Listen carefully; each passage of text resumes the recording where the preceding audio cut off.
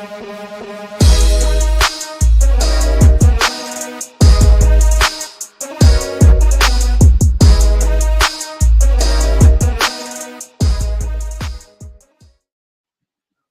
up, everyone? Welcome to Level 7. It is time for another episode of the Agents of Fandom podcast. I'm your host, TJ Zwarych, here for Talk Island one final time for Love Island USA Season 7. And I'm capping it off with two nice friends. One who you have seen back-to-back weeks. You know her, you've seen her, and you're happy to have her back. Emma Dorris, how are you doing? Oh, I'm doing well. I can't believe the season is over, and I don't know what to do with my life, honestly. As much as, I didn't really love this season in comparison to past years, it did feel like it went by pretty quick. It did feel like it really scooted by pretty darn quickly this year. But to help us break down the season as a whole, we have Ash Burkhardt. How you doing, Ash? It's so lovely to have you back on the podcast. I know, it's been so long. I'm so happy and thrilled to be here and to be able to talk about this wonderful show. This wonderful season that we all had to witness. Before we do, I do want to have another segment of Whatcha, Watchin. One, because Emma, both of you, I know there's a show coming out that you're both excited to talk about. But Ash, because we haven't had you on the last few weeks, I don't know what you've been watching. So I want to know what you've been watching as well. So we'll start out with you. What you're watching? I have been catching up on a lot of stuff. I'm currently watching The Bear, The Studio, which I think is out of everything I'm watching, is my favorite. And I'm watching Bachelor in Paradise. That's another shit show. And could do a whole podcast on that too. And this summer I turned pretty. I'm going to start tonight. So my watch list is stacked. I'm set for the summer. Emma, how about you? Anything new from last week? Nothing new except for the summer I turned pretty. I did start episode 1 of season 3, and it's going to be a lot to process, and I'm enjoying it so far. I'm still doing my One Tree Hill. Yeah, it's a lot, but I think I'm on the season finale of One Tree Hill season 4. So things are happening there, as always, as we discussed last week. One Tree Hill, that is that brings back memories. That makes me feel young and nostalgic. It is something. Chad McElmurray in his prime. Yeah, I love Chad McElmurray, and I never really gave him a chance because the only things I had seen him in were Freaky Friday and Gilmore Girls, which I hated his character in Gilmore Girls. But watching One Tree Hill, finally, I'm like, he's a really good actor. And so shout out to Chad McElmurray. But that's basically all I'm watching. Now that Love Island's over, it'll be One Tree Hill and then all these shows that I need to catch up on eventually. Yep. I can't get over how terrible his style is on the basketball court with his big thick armband on the one side, his disgusting hair in the fourth season. The hair in the fourth season. What is going on? You are such an attractive man. Why are you making why are they making him look this bad in this season of television? It's just absolutely wild. I haven't been watching anything new, but I've been playing a lot of video games lately. I've had a few days off, and it's just been so nice to rest, relax. I don't feel rejuvenated. I still feel tired, but I'm definitely enjoying the R&R time that I have had. And I have finished my replay. I guess. Sorry? That's your 30s for you, I guess. Yeah, exactly. I was expecting the energy to bounce back, and it just hasn't really done so yet. No. But I have been playing a lot of video games lately. I've been playing College Football 26, the new football game out. I've finished my Red Dead Redemption playthrough, Red Dead Redemption 2 replay, and I just started a brand new game called Expedition 33 that a friend of mine, he was on the pod to chat The Last of Us with us, Rich Rebar. He's been trying to get me to play this game. It's called Expedition 33, and I've been like, all right, yeah, sure, I'll get there. I've been playing other stuff, but I'll get there. I finally downloaded. I finally get there. And Charlie Cox is the main character. He's he's voicing the main character. I don't know if it's mocap to him, if he's doing any mocap stuff or not with it, just because it doesn't look like him. So I'm assuming it's somebody totally different, especially because, you know, he's a busy guy. And Is so I was very, very delighted to hear Charlie Cox as voicing the main character, and it made me upset that I didn't dive into this earlier, but I'm very excited to play it so far. I'm only in the prologue, but it's essentially, I don't know too much about this being yet, but they're called the Paintress, some kind of big demon lady, and every year she paints a number on this big statue, and all the people that are that age get Thanos snapped essentially, and they're gone. And so this year it's number 33, and so all the 33 I got one more year left, which I just saw. It was, yeah, it felt real, right? It felt a little too real. And so they're going, Expedition 33 is a group of people using their magic trying to take down the Paintress before the next time she paints a number a year later. So interesting premise. I'm excited to dive in a little bit more. I'll keep everybody updated, but the people are here not to hear me talk about Expedition 33, but to hear us talk about Love Island. And so for those of us watching either live or after the fact, please hit the like button, subscribe to the Agents of Fandom wherever you get your podcasts, and here on YouTube. Hit the notification bell so you don't miss out on any of our upcoming content. Our Superman breakdown is already live streaming wherever you get your pods and on YouTube. And this week, we're also going to have, in addition to the Comic Corner on Thursday, we're going to have our Fantastic Four primer on Friday night. And then next week, of course, we will have our Fantastic Four review. I will be having, it's not 1,000% confirmed yet, so I won't say exactly what it is, but I'll be having an interview related to the movie, I will say. And so very excited for that one to drop. Hopefully we'll be able to do that early next week. So hit that notification bell so you don't miss out on any of the content. Ash, we will start with you because we haven't heard your thoughts as a whole on this season yet. What did you think of season 7? How long have you been watching Love Island for? How many seasons in are you? You know, I started Love Island during COVID. I binged it on Hulu. I watched USA, UK. I basically watched the entire franchise during COVID.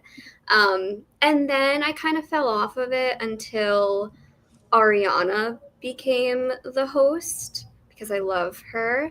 So I watched last season. I obviously watched this season.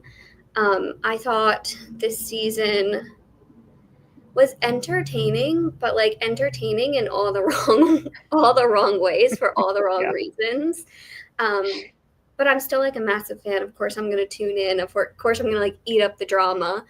But as a whole, this season, out of all the seasons I've watched, has been the messiest. My least favorite. And I'm shocked because it seems to be a lot of people's favorite, or at least a lot of people have tuned in this season. That's the craziest part, right? This show really quickly became exponentially more popular than it ever has been. I think reality TV as a whole really branched out and took a big boost throughout COVID, throughout that pandemic, when people were just looking for things to watch. And then we have a writer's strike and an actor's strike. And it's like, well, what can continue? Reality TV. Yeah. And so I think it's really grown exponentially in these past few years because we've always had, you know, The Bachelor and Survivor and Amazing Race. But that was kind of it for mainstream stuff, you know? And now Love Island, most watched show on all of television. And all of a sudden, it kind of felt like to me this season they were switching everything up to appease this large amount of viewers that they have. They cast a bunch of influencers as opposed to unknown people. So there's these people already with followings, and all of a sudden the conversation gets so much bigger, which don't get me wrong, for trying to build a successful television show, that's great. But to me, it still feels necessary that the producers kind of lock themselves out of what's going on with social media, keep stirring the pot and trying to cause chaos. But I kind of felt like too many of the behind the scenes agendas just got pushed on camera, which isn't really what you want with one of these things. You want to put them in a little box that is Love Island and have all the chaos happen. We don't need all these external voices. It's a massive social experience, and when you mess with that, it comes off forced and inauthentic. And I think that's unfortunately what we got this season. Couldn't agree more. Emma, now that it has come to a close, what do you think of Love Island USA season 7? Yeah, I'm a newer Love Island watcher in general, and so season 5 of USA was my first season that I watched, and I loved it. And I love season 6. This season has been definitely entertaining, but I agree with Ash that it's pretty entertaining in the wrong ways. The conversation around it has been really fun, and I've been really enjoying dissecting it and analyzing it, but I agree that there's just too many people that just want to be influencers. And honestly, that's been a problem in reality TV in the recent years. Obviously, it's going to be different with social media, but you just don't get those 90s, early 2000s, people that just are reality. They have no other really other than being on the show.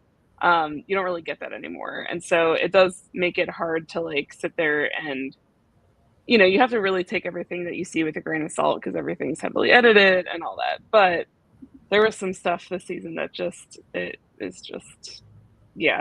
I didn't love it. I didn't love the production side of it either, and just how they went about Casa Amor and certain things. They could have done better, in my opinion.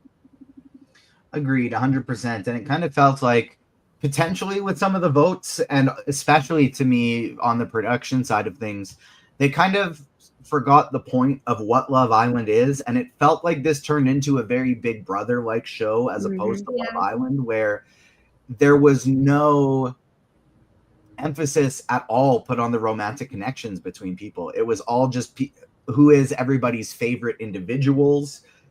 Obviously, the Nicolandria people united a couple and stood behind that couple and felt very passionately about it. So even though I wasn't on that side, I didn't see it personally. I still think that's great that their champion, we see love, these people should win because they're in love. That's the purpose of this show. And so even though I didn't really like Ace and Chelley, I like Chelley. I like Chelley a lot. Even though I didn't really like Ace, I didn't really, I was still upset to see them go because they were a great couple. No matter how you feel about Taylor, there was no denying that Taylor and Clark built a really strong connection. And so having them get sent home all the while because she makes quote unquote good television, Huda just keeps staying and staying and staying as she is manipulative and emotionally abusive and gaslighting people, and is just an incredible hypocrite in so many different situations. But because it's good television, because she keeps stirring up drama, she ends up staying there throughout the entirety of the season. And let's talk about this first, because let's dive into the finale. And I think this is a perfect place to start. Huda and Chris, they don't even make it to the end. They break up in the finale, in the first half of the finale. The reports have come out now that people on the production side have been quoted as saying there was a fight between production and Chris and Huda because they wanted to go home. They didn't want to stay for the last day. And apparently things got very, very heated to convince them to actually stay because they were saying, you're a finalist. It's in your contract. You have to be. I was wondering about that. I was like, okay, they broke up. Why are they going home? It makes no sense to keep them there. Right. This is not Friendship Island. And honestly, are they even friends? I don't know. I wasn't getting friend vibes from Chris. I think Huda wanted to be friends. But yeah, once they broke up, if you break up, you shouldn't be on the island. You're in the finals. That should disqualify you. Yeah. It's one of those things that it's they've never had a breakup in the finale before, right? And so I don't think they knew how to handle. Yeah. They knew how to handle it because in a perfect world, they would just be like, just kidding. Chelley and Ace, come back. Huda and Chris, get out of here. Because production, if you're going to intervene when there's a clear couple that does not want to be together when all the others do, maybe make sure those ones go home. But alas, they didn't see it happen. Ash, let's start with you. What did you think of the breakup date specifically? Because from them breaking up as they're getting serenaded. No, Chris I walking had out to, on like, the I date. took Like, my tell me your pillow. thoughts. I took my pillow and I just like covered my face. I felt so bad for the singer. Like, imagine like performing this lovely romantic song to these two people that are just miserable. Like, they You don't don't get know up what and she was dance. actually performing because it was Yeah. a cover. She was what we were listening to was not that singer. Oh, Really? We noticed it at the end where it's like the singer, like they were already clapping and she was like bowing my as the God. song was continuing, and we were like, That's wait a so minute. funny. Like, unless it's pre-recorded and they recorded it and then put it over, so it was over the whole I don't know, but like That just makes it more the timing awkward. didn't match at all. I think like, okay, yes, the singing was cringe, but I think what also got me too was when Huda's like, so do you wanna, like, you gonna carry me or should I walk? I was like, girl, this man is not going to carry you. No. It was just, I mean, it was hard to watch. It was really hard to watch. And like I have a lot of empathy for them because like I know they're real people with real feelings. Huda had a lot of emotion. She was clearly upset and like didn't want to hurt Chris.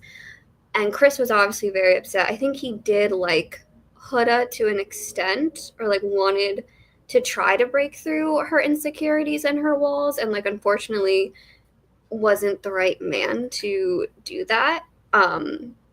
And like I know people don't like Chris, say he's like not a gentleman, but honestly, if like I'm getting breaking up with, I'm not gonna be carrying anybody across border. Like, you're walking. No. The hate towards Chris on social media, I don't understand it, but I also don't understand how Huda has developed this incredibly passionate fan base throughout the show, because to me it's just been textbook manipulation the entire time. And like I understand the places she's coming from out of, strong feelings of insecurity and jealousy in these different situations, but that doesn't excuse how she's treated everybody on this show and made every situation about herself.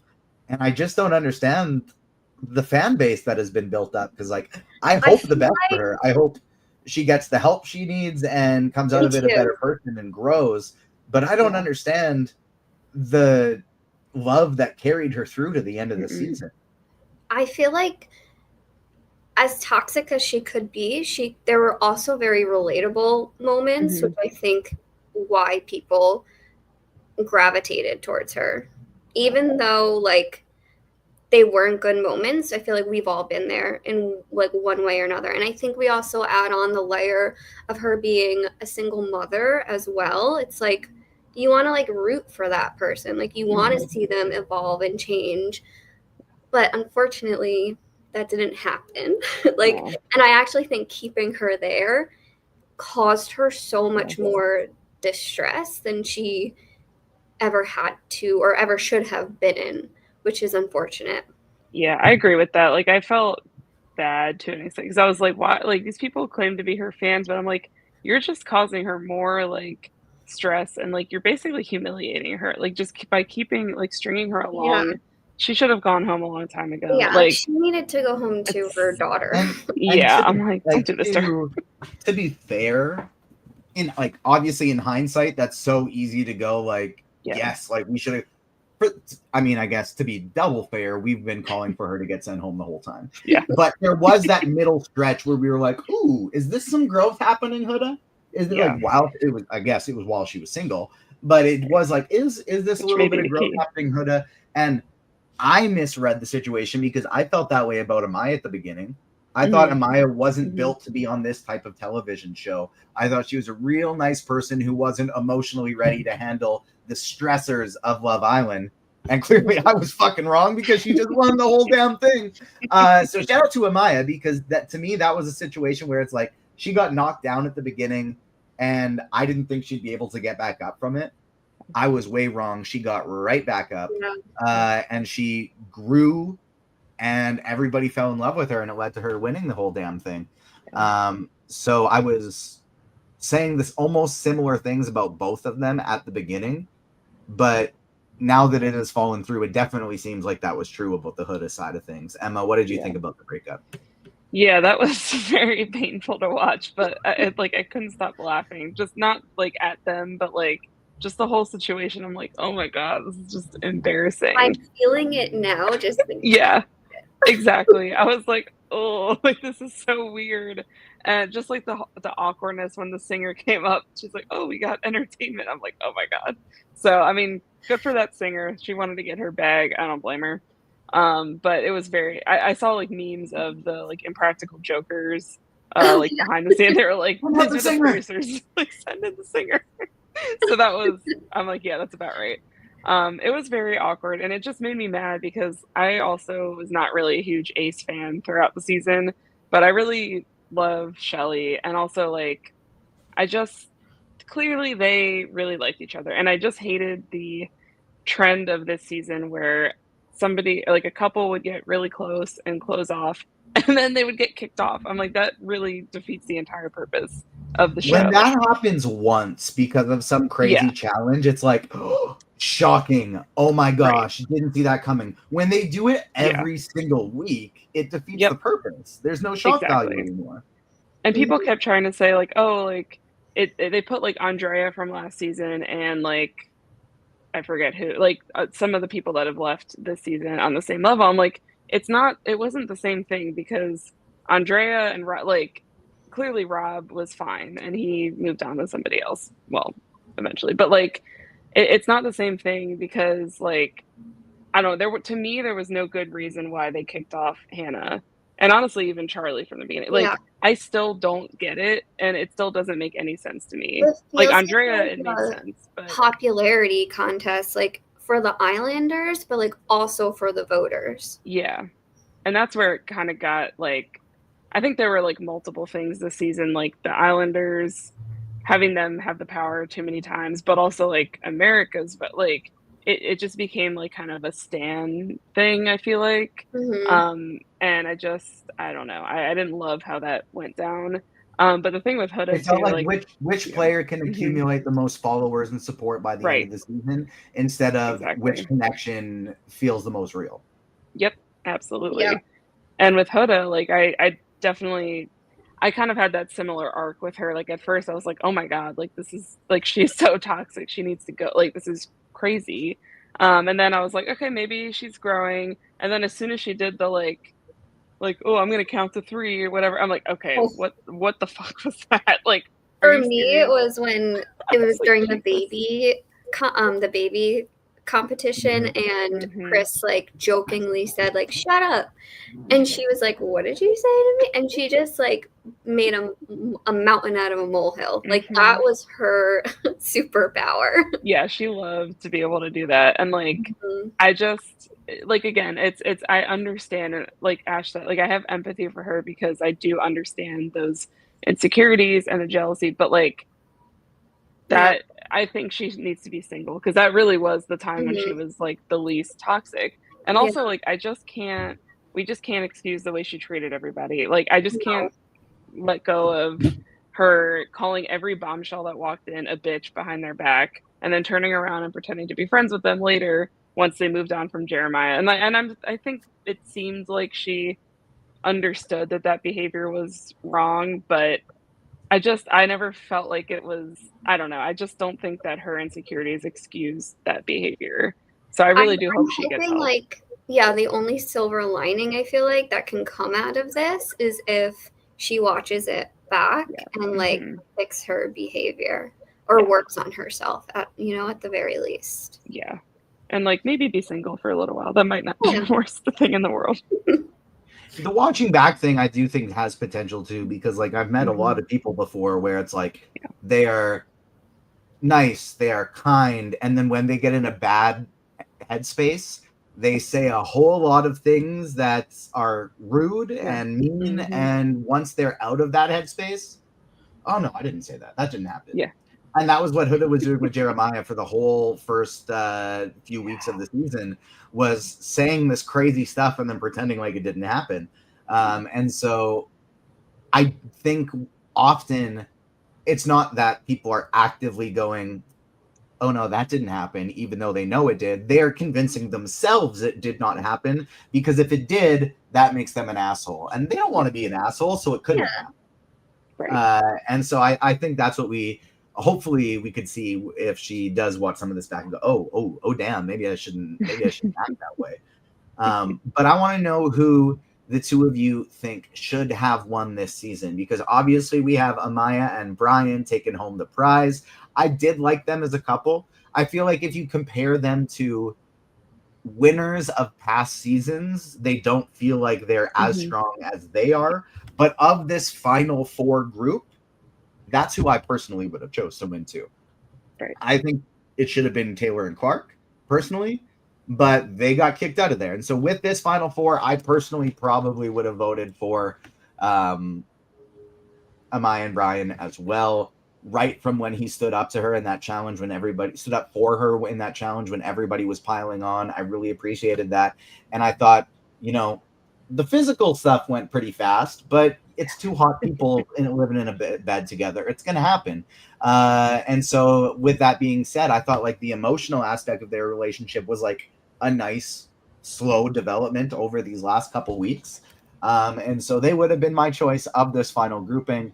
Before I throw it to either of you, we will get the thoughts of one of our fellow co-hosts here on the Agents of Fandom podcast for Love Island, and that is Caroline Lee, who could not be here today, but we do have her thoughts locked, loaded, and ready to go. Hello, Talk Island folks. It's Caroline. I am currently not here because I am in Bryant Park about to watch the Summer I Turn Pretty in front of a full live lawn. It is completely full and we are right up front. I know you guys are going to miss me so much going on tangents about Nicolandria, but hey, absence makes the heart grow fonder. And I was asked to make this video because people want to know why I thought Nicolandria should have won. And the answer is because they had the spark. They had the fireworks, okay? They had the romance all down. And even in the moments where the people, where they couldn't notice, we all did. It's a romance story in its best form. And if there's anyone here that knows about romance, it's me. Look where I am. Look what I'm wearing. Look what we've got. So that is why they're the most romantic couple there. They had the signs. It was a slow burn. It is everything you want in a good romance, a good couple, a good ship. That's it. That's all I got. Enjoy. Hope y'all enjoy the podcast. Oh God, Jeremiah just went on stream. Love y'all. Bye.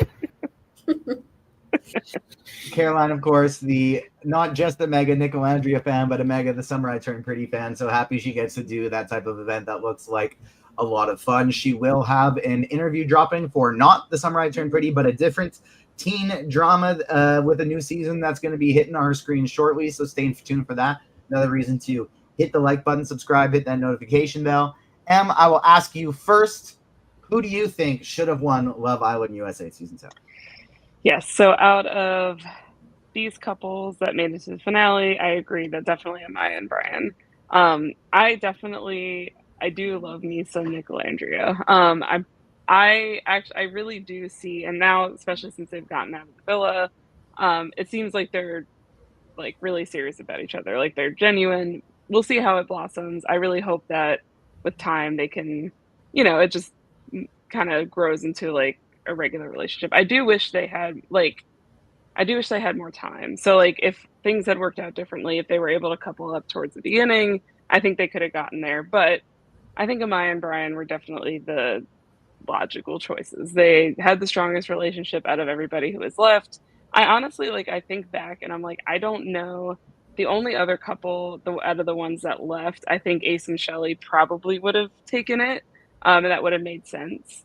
I just think there were so many couples that didn't really get a chance to form that strong relationship that we're used to seeing with the finalists.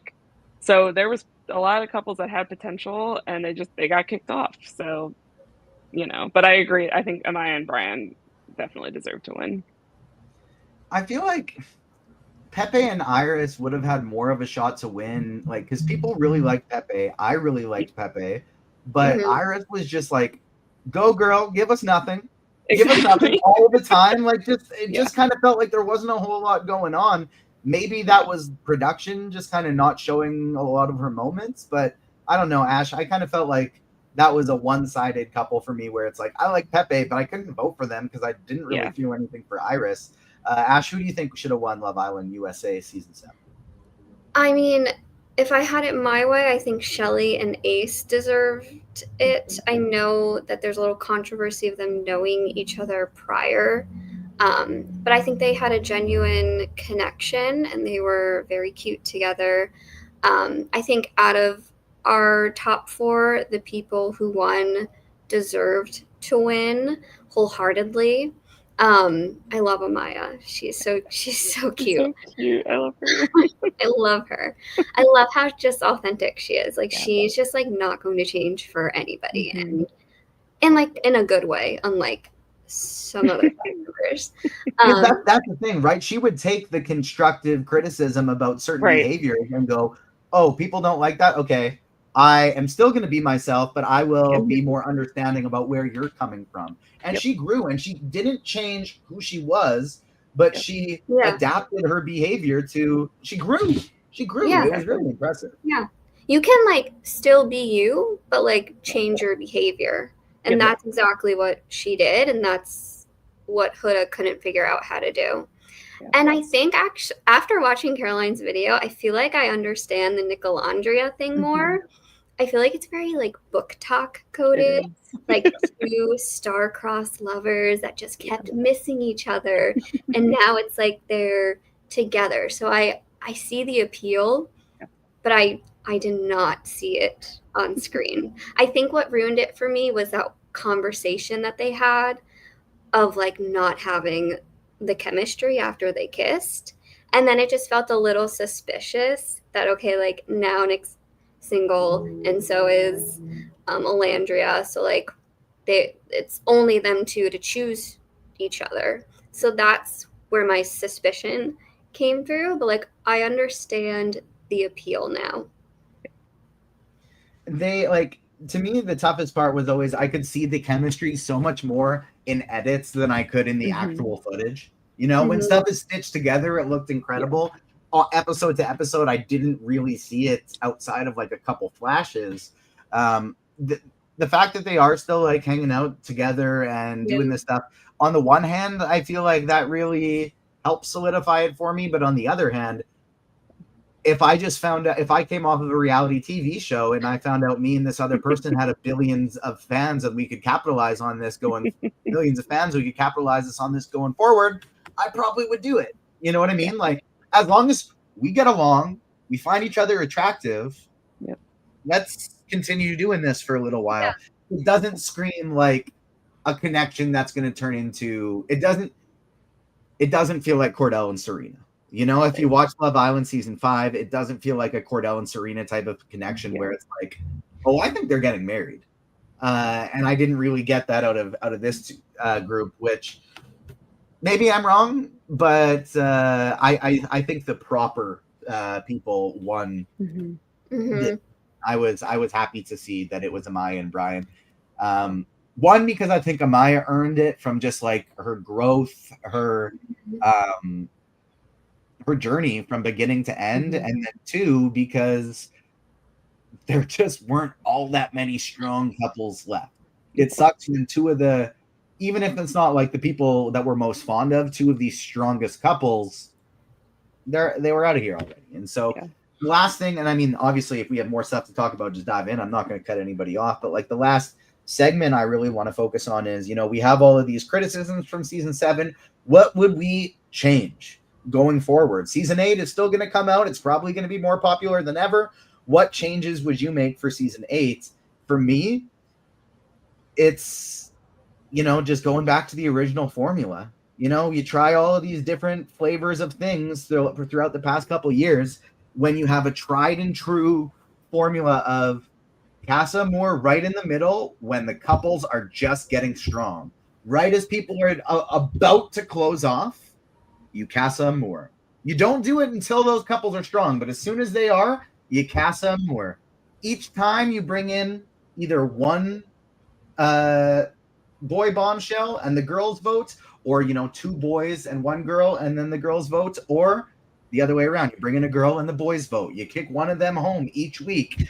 And it's a tried and true movie night. A heartbeat challenge that isn't in couples but individuals, so you actually have the purpose of it, of seeing who gets whose heartbeat up the most. There are so many things that this show has always done well, and they just kind of seem to be avoiding.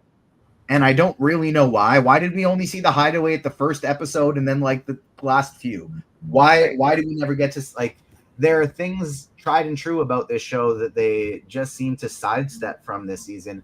The other one, and the biggest one for me, is start casting a little bit older. Yep. And keep it unknown if you can. Don't cast these people, maybe a couple people with a big following, sure. Yeah.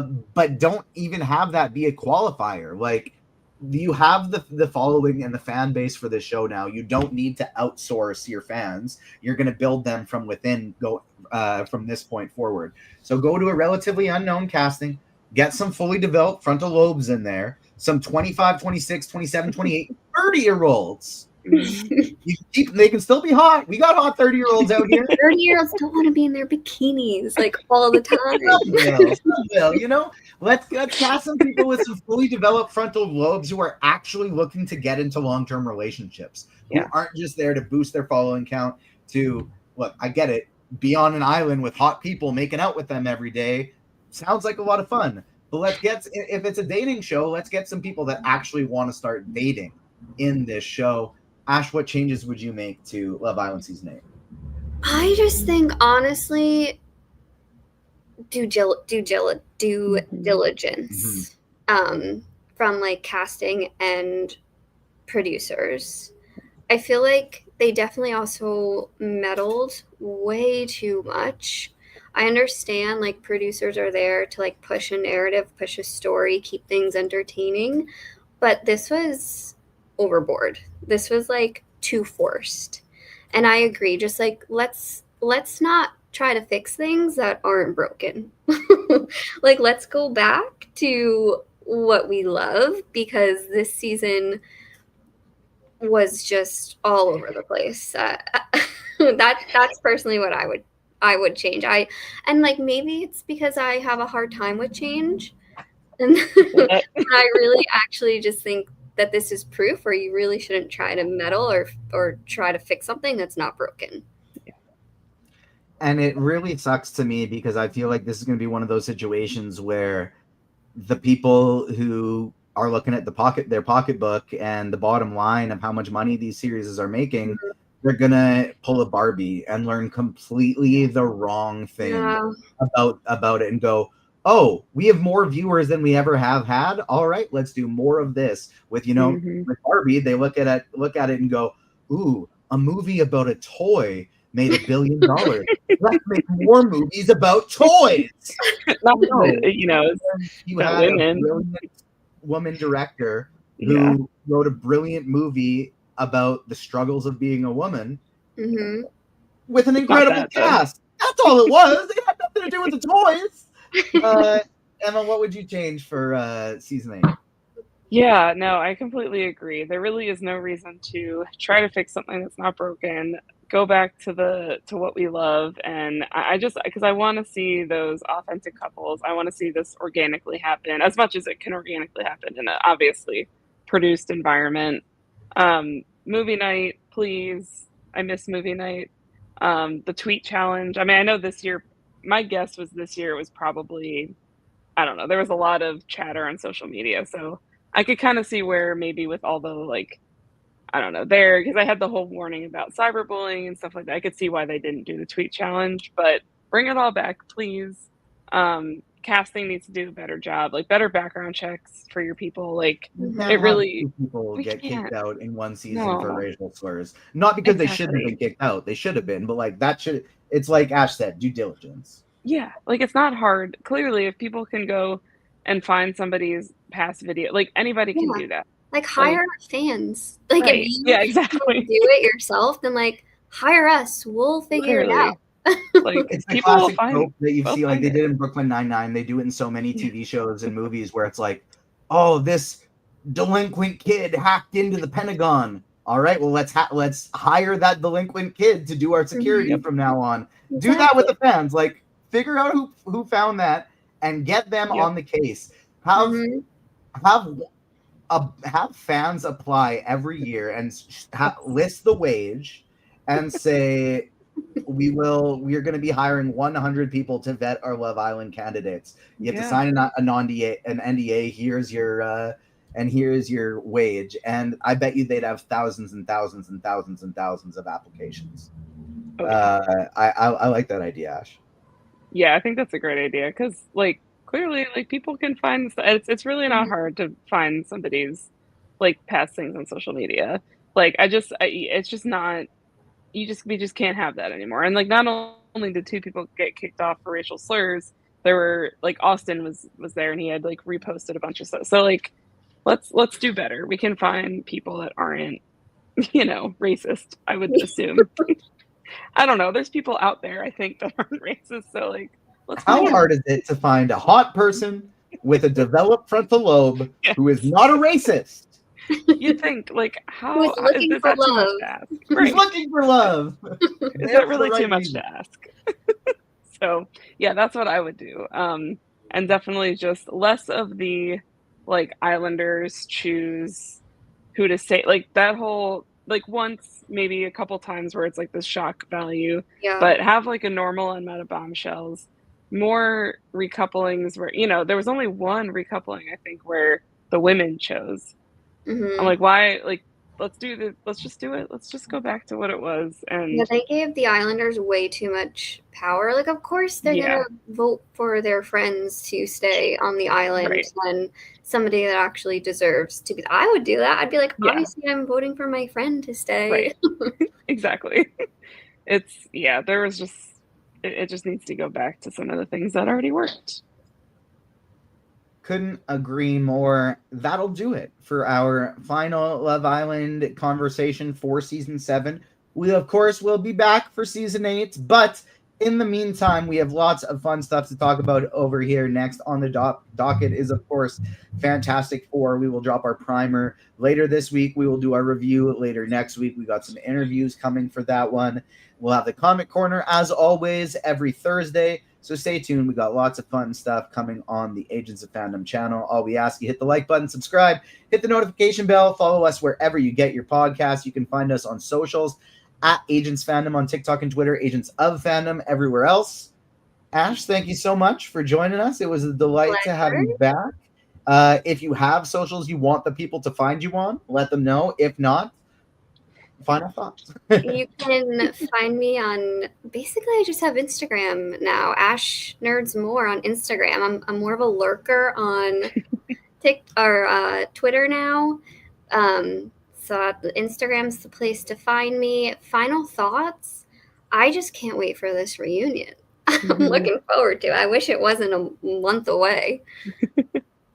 Apparently I saw things already that apparently Nicolandria, Chelley, Ace, Taylor, and Clark are all going to Disneyland together.